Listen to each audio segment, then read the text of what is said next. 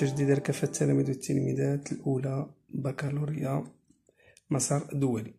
Alors aujourd'hui, on va commencer par la première leçon de physique, mouvement de rotation d'un solide autour d'un axe fixe. Alors toujours, on va commencer par la définition. Donc c'est quoi la définition?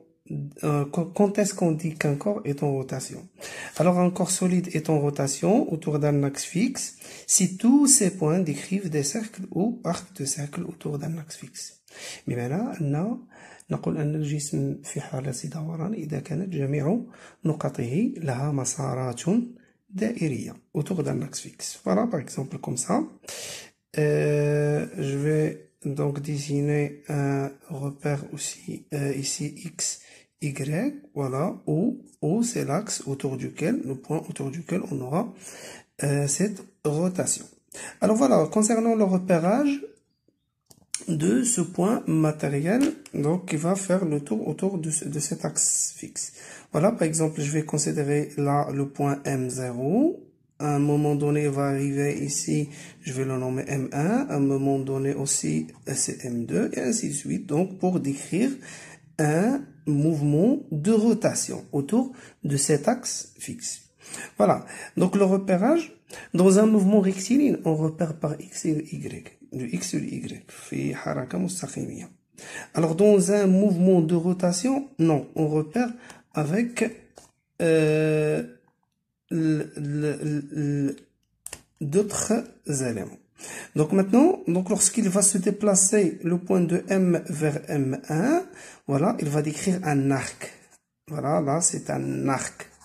Cet arc est nommé abscisse, curviligne.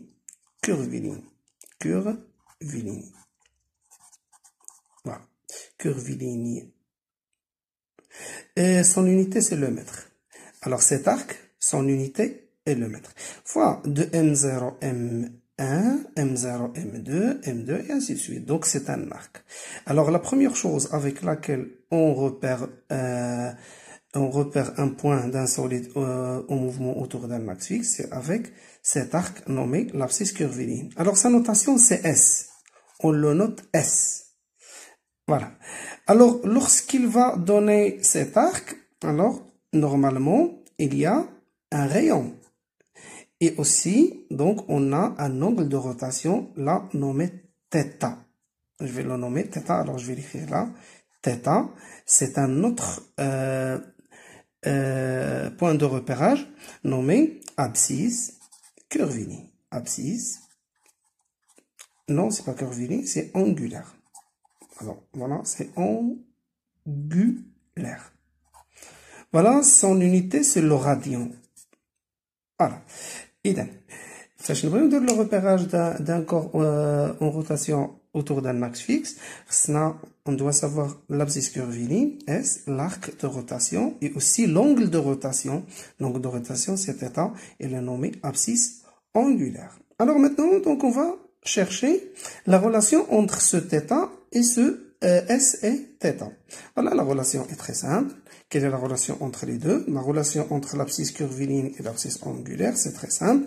Donc on écrit S, voilà, S c'est l'abscisse curviligne, c'est l'arc, égale à R, R c'est le rayon de rotation, fois θ, et θ c'est l'angle de rotation. Voilà pour les unités, là c'est le rad, là c'est le mètre, et pour le rayon aussi le mètre. Voilà, j'encadre la relation. Donc, il va regrouper les deux points de repérage d'un corps au mouvement de rotation. Voilà, ça c'est la première chose. Alors, la deuxième chose maintenant, on va aller à la vitesse. Voilà. Donc, la vitesse, on a deux types de vitesse. Il y a la vitesse linéaire, il y a la vitesse angulaire. Alors, premièrement, la vitesse linéaire s'écrit comme ça. V égale à delta S sur delta T. Alors, comme unité, voilà. Ici, on trouve le mètre par seconde. Là, c'est déjà dit, c'est le temps mètre. Et ici, c'est la seconde. Alors aussi, là, la vitesse angulaire, L'unité, c'est le radian par seconde, rad par seconde. Et aussi, donc, θ, elle est en rad et delta t est en seconde. Donc, c'est quoi delta S? C'est-à-dire, il y a une différence entre deux abscisses curvilines. SI plus 1, SI moins 1. Et TI plus 1 moins TI moins 1. Aussi, là, θ moins 1, θ plus I plus 1, moins θ I moins 1, et TI plus 1 moins TI moins 1. Donc, comment ça? Par exemple, si je dessine les axes, voilà, l'axe Y, l'axe des X. Alors, donc on a un mouvement de rotation. Donc, par exemple, je vais dire que de ce point à ce point, là, c'est le I plus 1. Voilà. Et c'est elle qui va donner le θ I plus 1.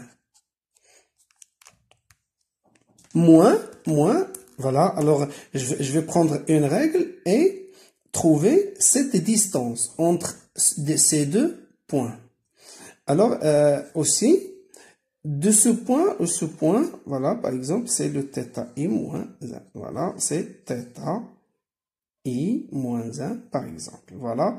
Alors, et d'ici vers ici, donc c'est θ I moins 1. Voilà. Donc, c'est plus facile. C'est soit on va faire différence entre deux abscisses curvilines, alors c'est une vitesse linéaire. Soit on va faire une différence entre deux abscisses angulaires, c'est une vitesse angulaire. Voilà. Alors, maintenant, on va passer à la définition du mouvement circulaire. Quand est-ce qu'on dit qu'un mouvement de rotation est circulaire? C'est facile. Lorsque la vitesse angulaire est constante. C'est plus facile. Alors, la vitesse angulaire est constante. Facilement. Donc là, il y a d'autres définitions. Par exemple, une période. C'est quoi une période? Une période, c'est le temps nécessaire pour achever un tour. Le temps nécessaire pour achever un tour. يعني المدة الزمنية لإكمال دورة واحدة. On écrit T égale à 2pi sur oméga.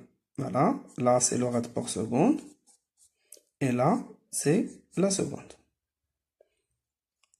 Ici, non, rad par seconde, pardon. Alors aussi, on a une fréquence. C'est quoi une fréquence? La fréquence, elle est notée par N ou bien par F, donc ça dépend. C'est le nombre de tours par unité du temps. Voilà. Et on écrit par définition, c'est N égale à 1 sur T. C'est-à-dire l'inverse de la période. C'est l'inverse de la période. Alors, si T en seconde, alors N est en Hertz.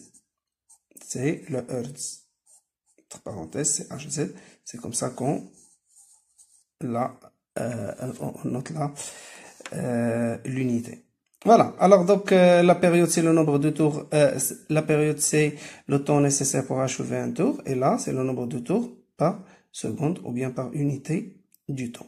Maintenant, les équations horaires. On a déjà parlé de l'abscisse curviline et l'abscisse angulaire. Maintenant, pour les équations horaires, on a deux. On a l'équation horaire liée à l'abscisse curviline et on a l'équation horaire liée à l'abscisse angulaire. Voilà, et on écrit les deux, c'est V fois T, puisqu'il est horaire, c'est-à-dire il y a présence du temps, fois S0. C'est quoi ce S, plus S0? C'est quoi ce S0? C'est l'abscisse, c'est l'abscisse curviline, à T égale à 0. C'est-à-dire l'origine des dates. Là, la seule différence qu'on aura, c'est au lieu d'écrire vitesse, c'est parce que V est toujours en relation avec S. Et oméga est toujours en relation avec θ. Donc, au lieu d'écrire V, c'est oméga, la vitesse angulaire. Plus θ0, c'est quoi ce θ0? C'est l'abscisse angulaire,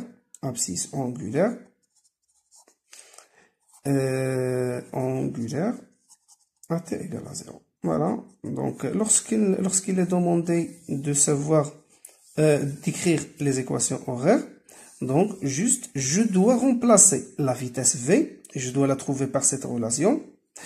Et aussi, oméga, je dois la trouver par cette relation.